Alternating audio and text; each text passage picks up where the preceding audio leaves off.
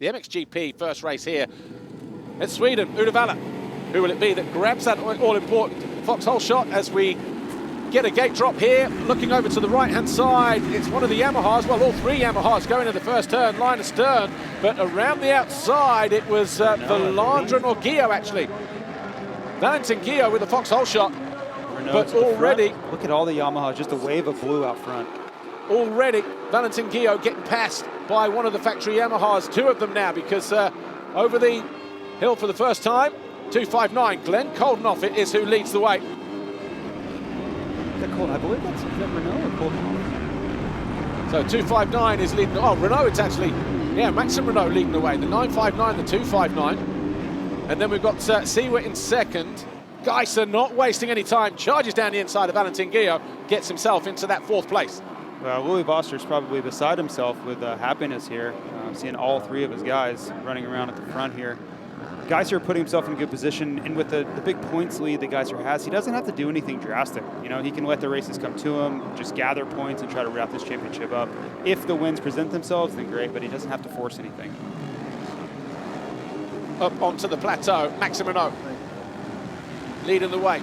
Siwa there in second, just trying to look at the differences here. So obviously you got Siwa with red boots, white boots for his two teammates, but a black helmet for Coldenhoff there in the background. In fact, they all look identical, don't they? It's very, very difficult to pick them out, but Valentin Guillot, he'll relish being up at the sharp end here. He's in fifth position on that IXS Hostetler Yamaha. Just behind them, the 61 of Jorge Prado, Red Bull Gas Factory Racing.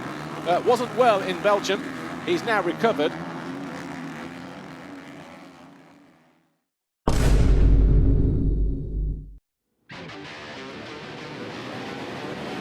Five-second board turns. Siwa late to get behind the gate, but it hasn't affected his get out of the gate prowess, because he's going to cross the Fox Holeshot line ahead of everybody else. And Jeremy Siwa with his third black plate of the season. Yeah, a lot of the main contenders out front. Mitch Evans off to a much better start this time, up there in fourth. See Roman Febvre in second, so may get a little bit more of a battle this race than we got the first time around. Jeremy Siwa leading the way then from Roman Febvre as they drop downhill for the first time. And Calvin Valandron there in third position, Evans fourth, and Geiser in fifth place. Then is that the same thing we have all the ways? Is that Renault just there in... No, it's not, because Renault is there, so Coldenhoff then in fifth place, sixth place. Where did Renault crash? That is the question. Kiss that overall win goodbye with that crash there. That's a really tough blow for Renault. Well, of course, that's going to dent any 1, 2, 3 on the podium for that team then. But jostling for position. Oh, wow. Geiser has gone past everybody, because he's now up into second position. He's found his way past Evans, Valandron and Febvre in the space of a handful of corners. Geiser on a charge.